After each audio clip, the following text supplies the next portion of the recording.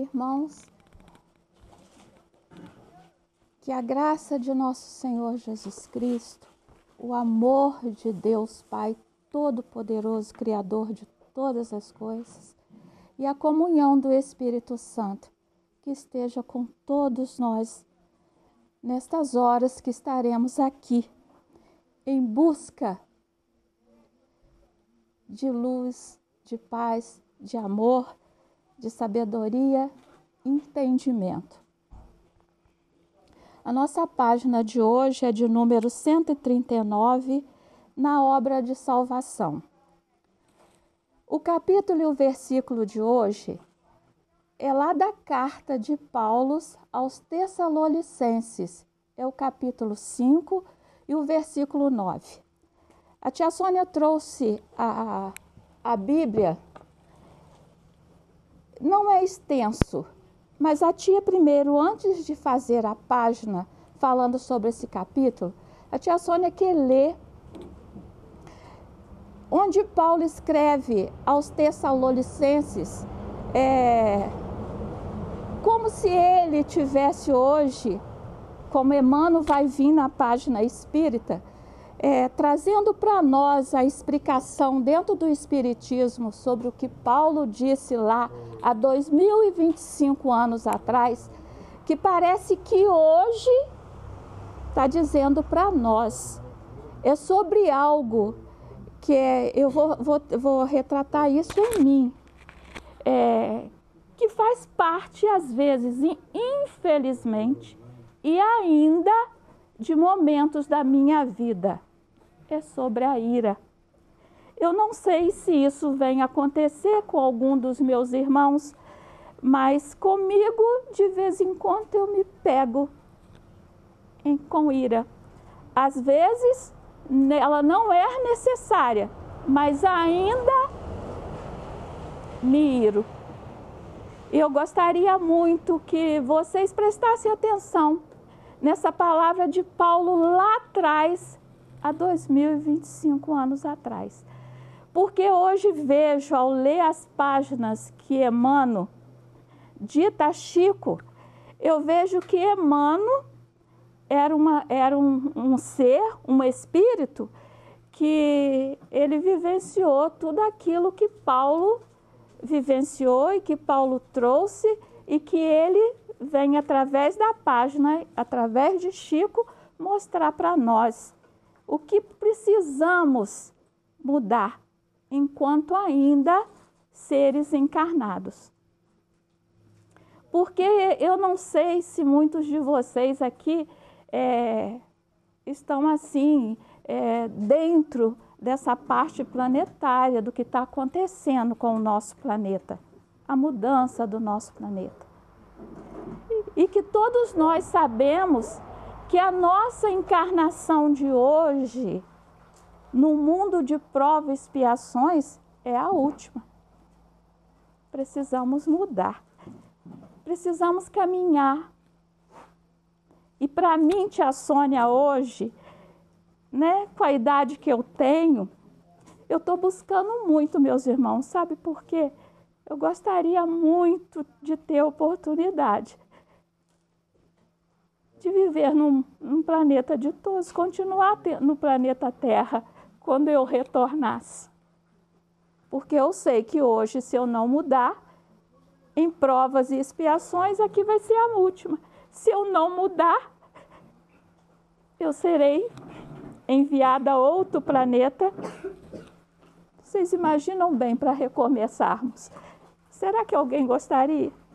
Vamos tentar mudar? Então, vamos seguir lá o que Paulo tem para nós, e depois a tia Sônia traz aquilo que Emmanuel vem dizer através de Chico. Não é muito extenso, tá bem, gente? Lutar em favor da vida.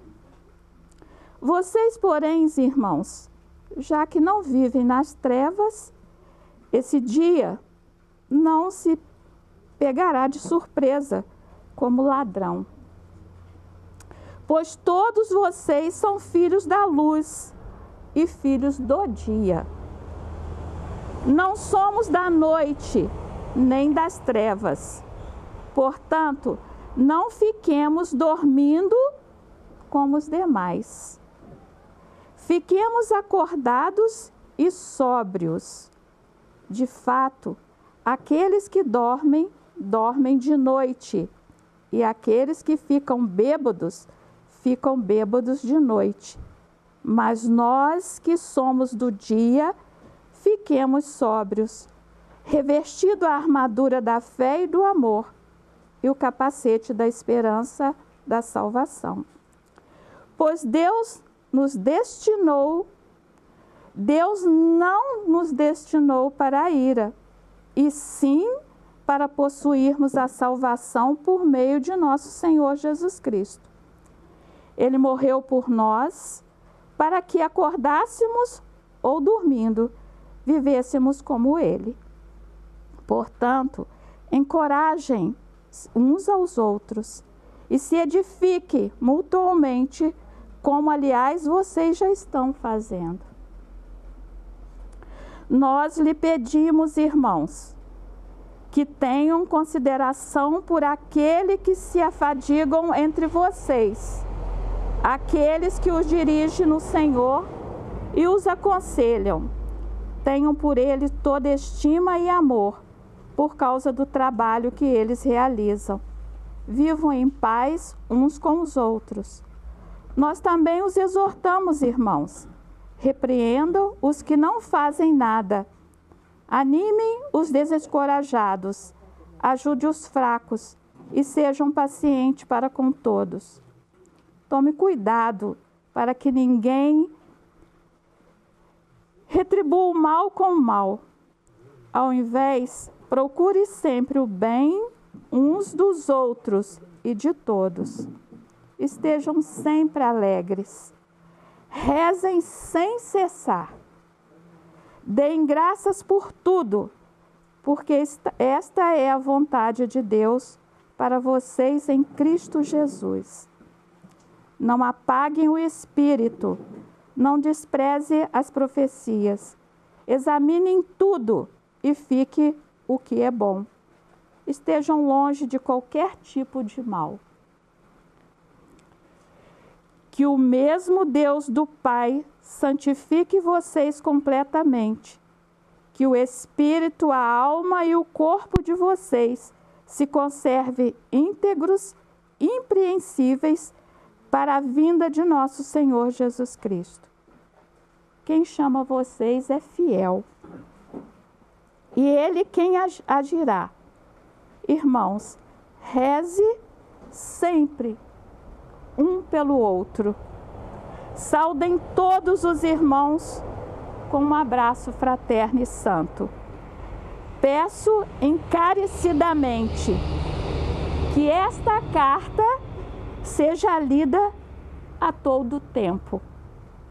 Que a graça de nosso Senhor Jesus Cristo esteja com todos nós. E agora Emmanuel vem nos falar sobre este capítulo e este versículo.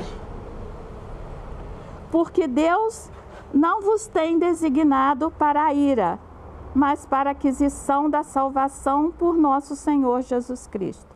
Paulo, 1 Tessalonicenses 5:9. Por que não somos compreendidos? Por que motivo a solidão nos invade a existência? Por que razões a dificuldade nos cerca? Por que tanta sombra e tanta aspereza em torno de nossos passos? E a cada pergunta feita de nós para nós mesmos, segue-se comumente o desespero, a inconformação, a reclamação sobre os raios mortíferos da cólera, as vantagens de quem nos sentimos credores. Declaramos-nos decepcionados com a nossa família, desamparados por nossos amigos, incompreendidos pelos nossos companheiros e até mesmo perseguidos pelos nossos irmãos. A intemperância mental Carreia para nossos íntimos os espinhos do desencanto, os desequilíbrios orgânicos inabordáveis, transformando-nos a existência num rosário de queixas preguiçosas e enfermiças. Isso, porém, acontece porque não fomos designados pelo Senhor para o desempenhadeiro escuro da ira, e sim para a obra da salvação. Ninguém restaura um serviço sobre as trevas da desordem. Ninguém auxilia ferindo sistematicamente pelo simples pesar de dilacerar. Ninguém abençoará as tarefas de cada dia, amaldiçoando ao mesmo tempo. Ninguém pode ser simultaneamente amigo e verdugo. Se tem notícias do Evangelho no mundo de tua alma, prepara-se para ajudar infinitamente. A terra é a nossa escola e a nossa oficina. A humanidade é a nossa família. Cada dia é o ensejo bendito de aprender e auxiliar. Por mais aflitiva seja a tua situação, ampara sempre. Estará agindo no abençoado serviço de salvação a que o Senhor nos chamou. Namastê. Se alguém ainda não sabe o significado de namastê, eu vejo Deus em você.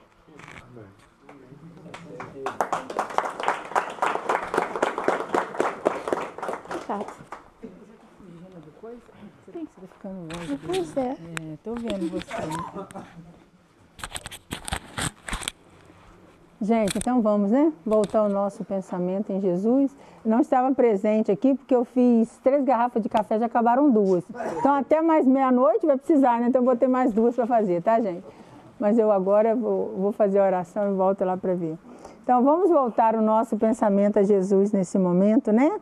Nos envolver nesses fluidos, nessa sintonia de luz, em tudo que foi dito pela tia Sônia nessa noite, para que a gente possa sair daqui mais leve, mais confiante, com o coração mais cheio de esperança.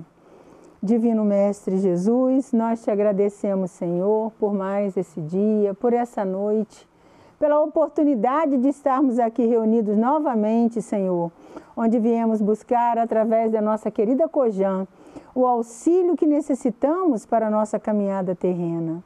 Que a tua luz de amor e caridade, misericórdia e bondade esteja sobre todos nós, sobre nossos entes queridos, sobre todos aqueles irmãos que não puderam estar presentes neste momento, por todos aqueles que estão vindo, Senhor, ainda para a Cojam, em busca de uma palavra amiga, de um fortalecimento, de um passe, Senhor Jesus, para vos auxiliar. Que esta tua luz de amor e bondade permaneça sobre todos nós. Que tenhamos uma noite, Senhor, de paz e serenidade.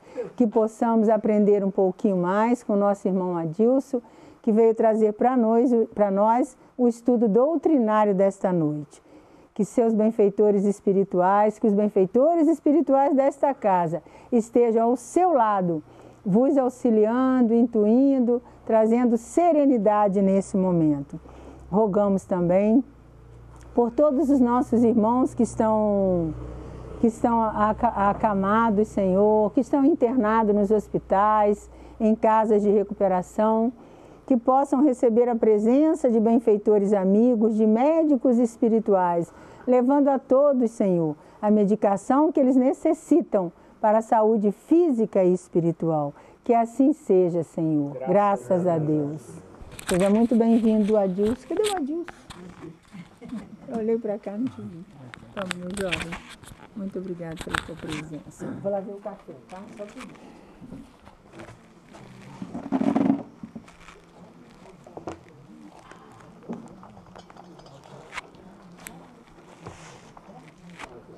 Boa noite oficial a todos e a todas.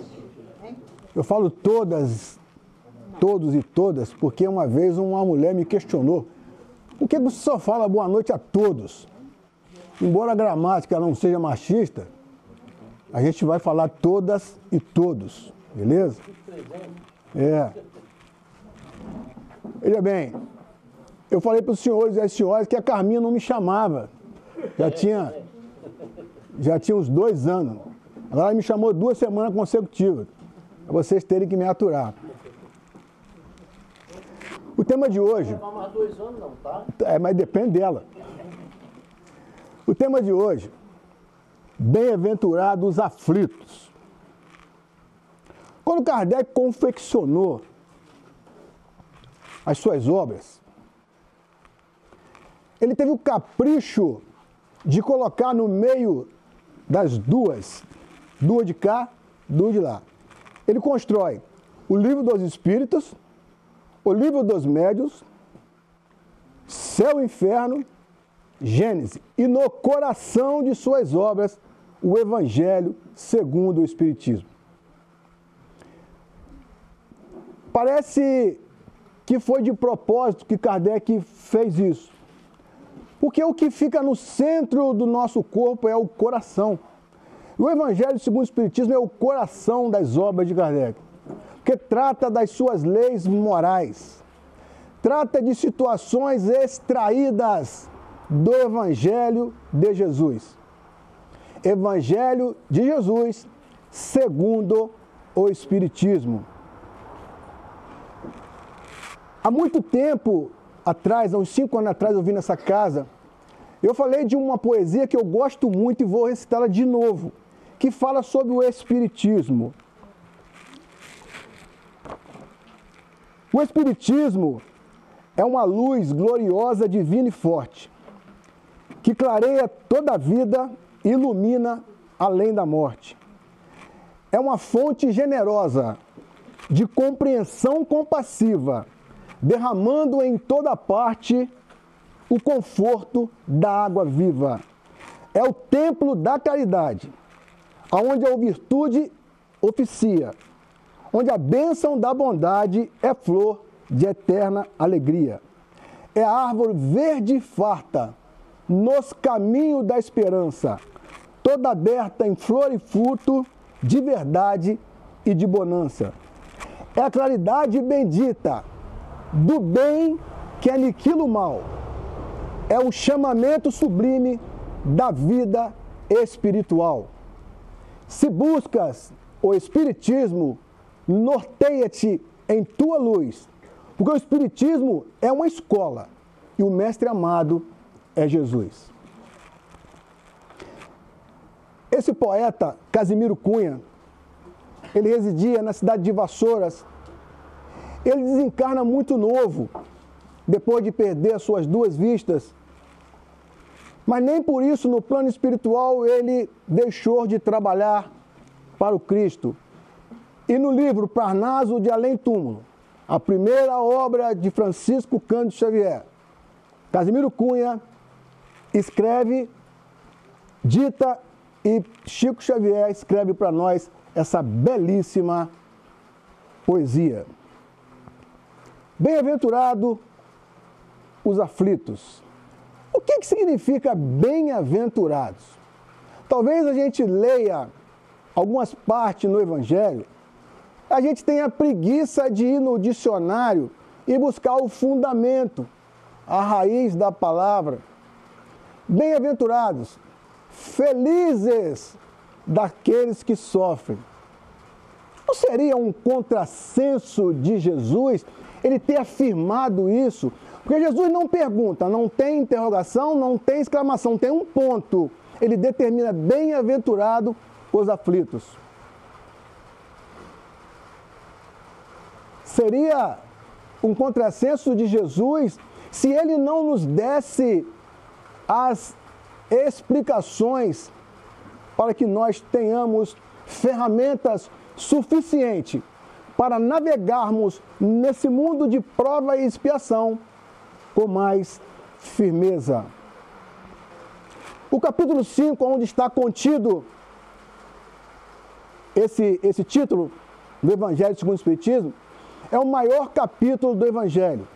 Mereceria de nós muito mais tempo para que nós pudéssemos fazer um estudo mais minucioso. Mas vamos tentar sintetizar de uma forma objetiva para que todos nós saiamos daqui com um pouquinho mais de entendimento. Todos nós, eu, vocês, nós.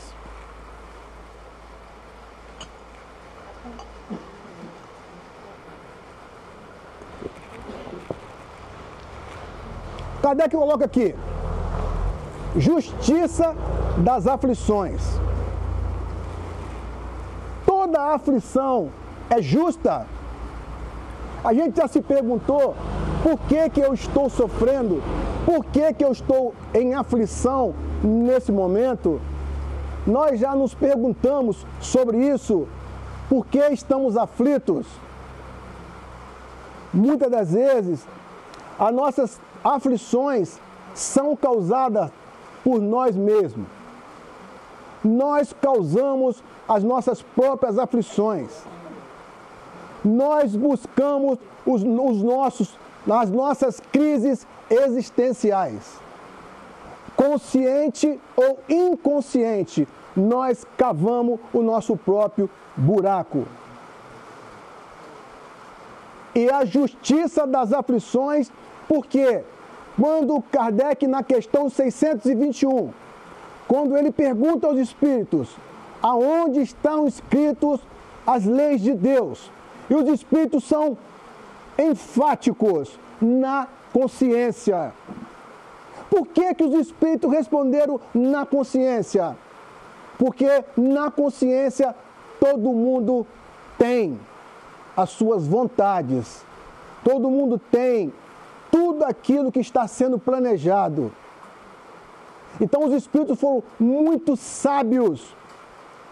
A quantidade de espírito que foi questionado por Allan Kardec, aonde ele chegou a essa conclusão, eles foram enfáticos na consciência. Então, o Espiritismo nos mostra que se nós acharmos que somos coitadinhos, estamos enganados. Ninguém de nós é coitado.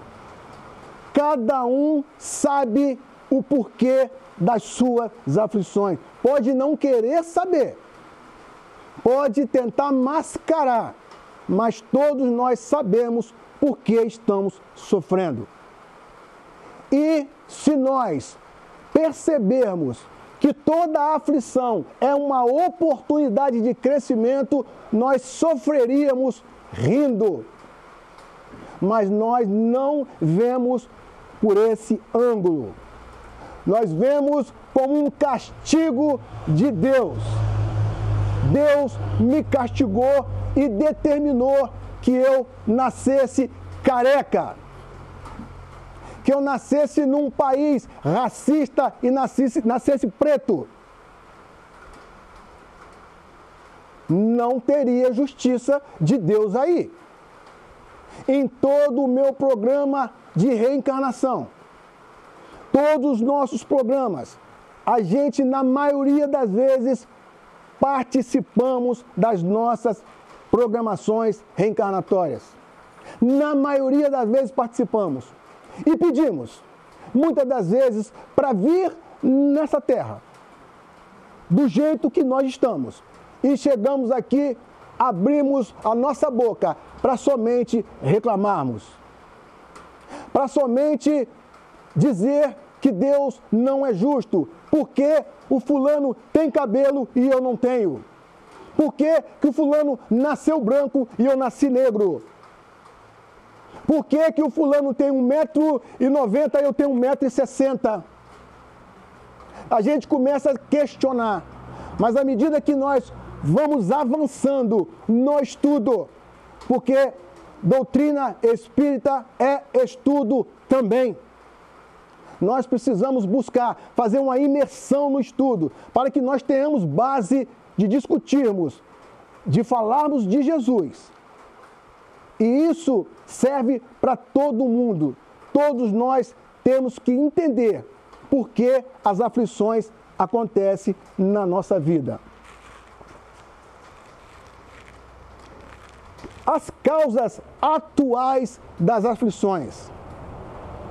muitas das vezes, o que nós estamos sofrendo agora,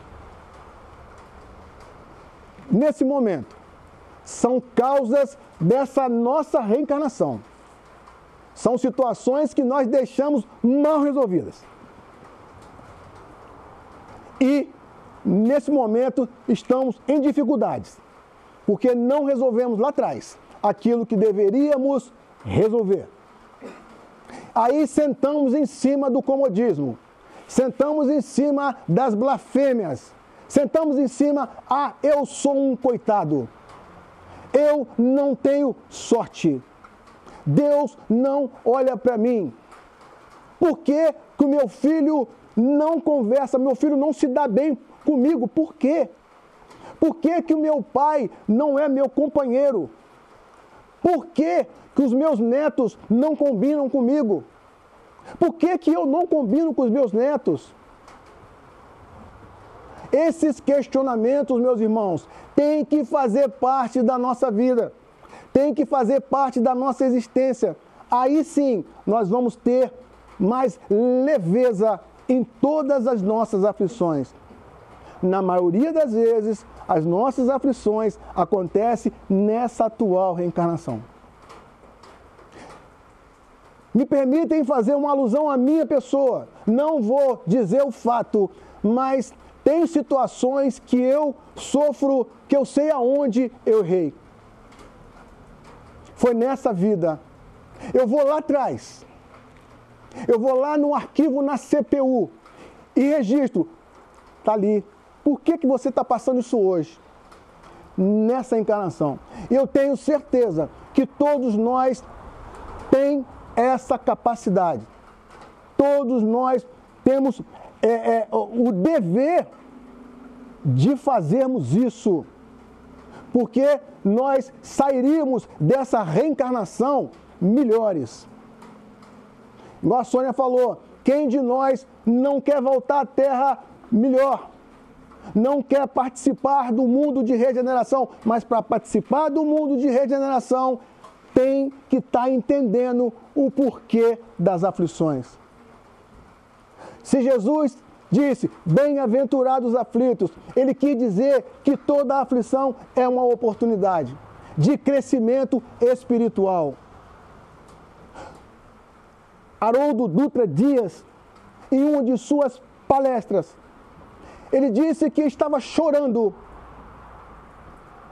em um determinado momento dentro do fórum. E chegou uma pessoa perto dele e falou, Haroldo, faz uma prece para mim. Ele não entendeu porque ele estava chorando, ele estava mal. Ele estava passando por um momento difícil. Mas por que que aquela pessoa foi pedir ao Haroldo que fizesse uma prece? Porque quando nós estamos sofrendo, é o momento que nós temos que estar perto de Deus. E aquela pessoa entendeu que aquele momento que o Haroldo estava chorando, ele tinha certeza que Haroldo Dutra Dias estava fazendo uma prece. Ele estava em conexão com Deus. E muitas das vezes a gente perde a oportunidade, na hora que estamos aflitos, de fazermos essa conexão. Por egoísmo, por vaidade, por comodismo.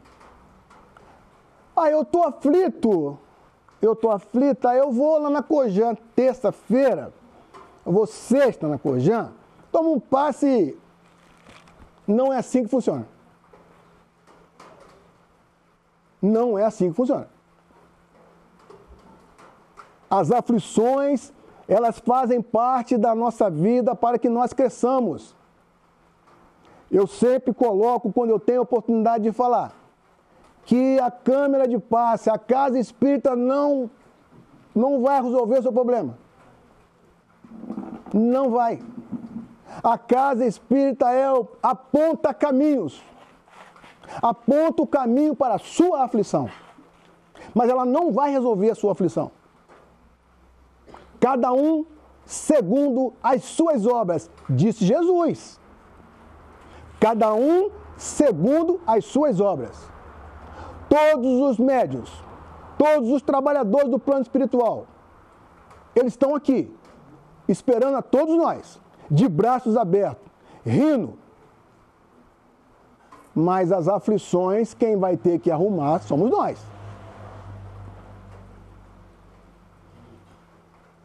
Se nós estamos querendo evoluir, se nós estamos querendo avançar, nós temos que olhar a doutrina espírita por esse ângulo. Não adianta a gente vir para cá achando que o centro vai resolver o nosso problema. Não vai. Porque nós temos na nossa consciência as leis de Deus. A fragilidade que faz com que nós, em determinado momento, nos afligimos. Nós temos que buscar a Deus de alguma forma, para que nós possamos ter habilitação para poder sair daquela situação. A casa espírita, a igreja católica, o protestantismo aponta caminho. Você vai ser recebido por todos da equipe espiritual. Mas se você sair dali e não fizer nada daquilo que foi falado, você não fizer a sua parte, se você não tiver consciência daquilo que você está pedindo, se você não souber o que você está fazendo aqui, não adianta nada. Aí vão sair dizendo, aquela casa é fraca. Lá não vai não, que é fraco. Não, Cojan? Não vai não. Não vai não, que lá não resolve nada. Mas não vai resolver. Cojan, casa de oração Joana de Anjos, que tem essa quantidade de encarnados e desencarnados, que dá a oportunidade para nós palestrantes de trabalharmos, vai apontar o caminho nas nossas aflições. Adilson, anda por aqui, tá? Esse caminho aqui, vai apontar ali. Mas não, eu quero ser o Adilson, eu vou por esse. Aí dá errado. Aí a casa de oração que não presta, que é fraco, ou é o Adilson? É o Adilson. A gente precisa estar com isso muito bem sedimentado dentro dos nossos corações, meus irmãos. Porque senão nós vamos nadar e morrer na praia. Adilson, uma coisa que nós seres humanos, um ditado que a gente fala sempre, o maior obstáculo que nós temos somos nós mesmos. A casa espírita traz para a gente um conhecimento e um entendimento de que alguma coisa lá para trás nós deixamos, por isso estamos aqui, para recuperar aquilo que está lá. Então, muitas das vezes, quando nós sentimos que o fardo está pesado, a gente pega e coloca nas mãos de Deus. A gente vem na casa de oração justamente pedir auxílio para Ele nos deixar mais fortes, para que a gente possa ter um entendimento maior, que a gente possa ter uma paciência maior, entendeu? E compreender o que é que nós estamos fazendo aqui. Então não é porque a casa é fraca, porque as orações a gente faz. O passo que você toma, os 10, os outros caminhos ali, para te entender. Mas quem tem que correr atrás somos nós mesmos. Então a gente vai avançar aqui nas causas anteriores das aflições. Essas causas anteriores das aflições nos dá alguns alentos, mas se nós buscarmos o entendimento. Causas anteriores. Muitas das vezes, igual eu falei anteriormente, eu não sei por que o meu filho não combina comigo. De repente eu não fiz nada nessa vida para ele, mas é um adversário meu, que veio na mesma casa, na mesma família, para poder burilar. Muitas das vezes o filho detesta o pai. E se o pai não tiver um mínimo de entendimento, as coisas não acontecem. A gente às vezes fala mal de um filho, fala mal de um pai, sem saber que ali estão dois espíritos que precisam se unir. É fácil? Não. Não é fácil não, meus irmãos. Você olhar para o seu pai, olhar para a sua mãe e dizer assim, por que essa mulher é minha mãe? Por que esse pai é meu pai? Por que eu vim nessa família? A gente escuta isso. A gente escuta isso. Essas aversões que acontecem dentro da família. Causas anteriores das aflições. Quando a gente confecciona em outras existências situações que vão fazer com que nós tenhamos que prestar conta. E como que a gente vai prestar conta se nós não tivermos a oportunidade? Mas normalmente as oportunidades que são geradas por Deus, nós jogamos fora. Nós abrimos mão, porque aquele filho veio com um defeito físico.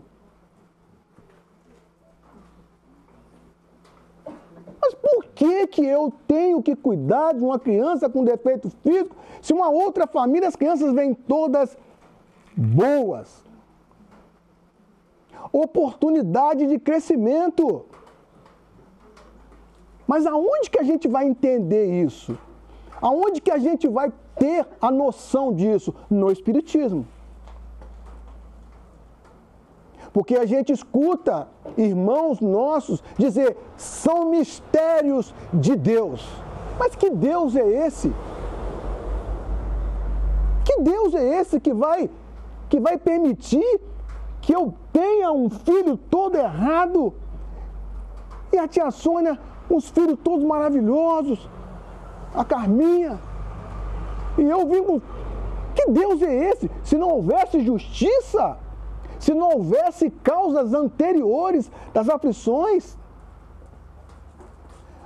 Na primeira pergunta do Livro dos Espíritos, quando Kardec pergunta que é Deus, ele não pergunta quem é Deus. Que é Deus? Inteligência suprema, causa primária de todas as coisas, soberanamente bom e justo. Opa!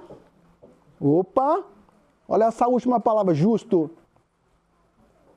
Não tem injustiça com Deus. As leis de Deus são claras. Nós que as lemos da nossa maneira. Nós que fizemos as interpretações da nossa maneira. É bem mais cômodo para todos nós. É bem mais prazeroso para todos nós entendermos com a nossa conveniência. Mas essas causas anteriores estão nas vidas passadas. São situações que nós vivenciamos, mal vivenciadas, que é trazida para essa encarnação como oportunidade. Oportunidade de crescimento. Já pararam para pensar? Que são oportunidades? Um pai que está em dificuldade e tem um filho que cuida dele. Eu vou dar um exemplo aqui que foi para mim muito bacana, que eu pude presenciar.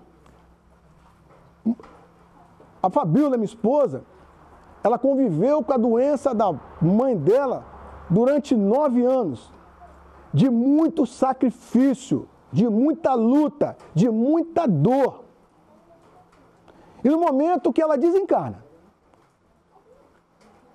as palavras da Fabíola estão no meu ouvido. Mãe, obrigado por tudo. A Fabíola vira para a mãe dela e diz, mãe, obrigado por tudo. Porque a Fabíola deve ter percebido que ali foi uma oportunidade que ela teve de talvez resgatar alguns débitos. uma com a outra, de situações mal resolvidas. E uma veio, junto com a outra.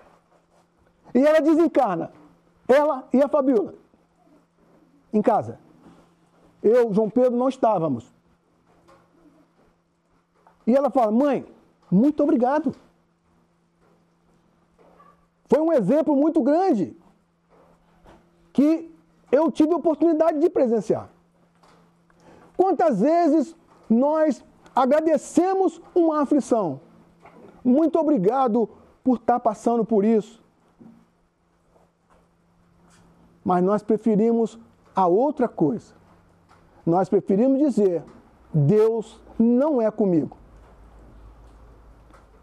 Quantas vezes, meus irmãos, nós temos a oportunidade de crescimento e não crescemos? Quantas vezes temos a oportunidade de vir ao centro, de ter todo esse aparato espiritual? E agora, com as novas instalações, aparato material, que com muito sufoco, com muita aflição, com muita dor, a casa se expande para poder estar recebendo a todos. Mas será que todos nós que estamos aqui estamos entendendo o porquê estamos sofrendo? Jerônimo de Mendonça, o gigante deitado, nasceu na cidade de Ituiutaba, Minas Gerais. Ele veio com sérios problemas financeiros durante a sua vida. E logo menino já começara com todos os problemas de locomoção das suas articulações. E muito cedo começou a usar uma cadeira de roda. E depois começou a ir para a cama. E pensa vocês, quem não teve a oportunidade ainda de ler essa obra, Jerônimo de Mendonça, O Gigante Deitado, por favor, meus irmãos, por favor, procure e leiam o exemplo que esse irmão, ele deu para nós. Ele não sucumbiu. A aflição que veio para ele matou no peito, botou no chão e rodou o Brasil deitado numa maca e fazendo palestra. Deitado numa maca. E ele desencarna muito cedo. Muito cedo. Mas eu tenho certeza que ele é recebido no plano espiritual, pela espiritualidade superior. Porque a sua aflição, ele não usou como desculpa, ele usou como oportunidade de crescimento. Ele poderia muito bem, ele fala muito bem, esse Jerônimo Mendonça, ele poderia muito bem, eu não vou falar mais, eu vou ficar na minha cadeira de rodas, na minha maca, eu vou ficar quietinho aqui, não vou, eu sou um coitado, não. Ele foi para o trabalho. Muitas das vezes, agora é para quem trabalha na casa espírita, muitas das vezes, uma dorzinha de cabeça nos tira do trabalho. Muitas das vezes, situações pequenas nos tiram do trabalho. A gente perde a oportunidade de estar vindo aqui e contribuir para o crescimento espiritual nosso. Porque a casa, meus irmãos, a casa não precisa de nós encarnados. A equipe espiritual dá oportunidade para nós de trabalharmos. Porque no plano espiritual é tudo organizado. Ele nos dá uma oportunidade de trabalho. E as oportunidades, às vezes, a gente, por pequenas coisas, a gente se aflige, não aproveita a oportunidade e ficamos em casa.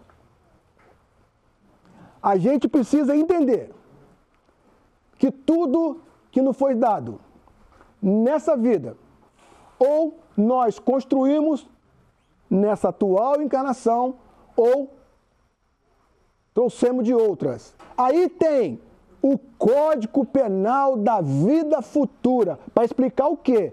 No livro Céu e Inferno, capítulo 7. O Código Penal da Vida Futura é para justamente estar esperando.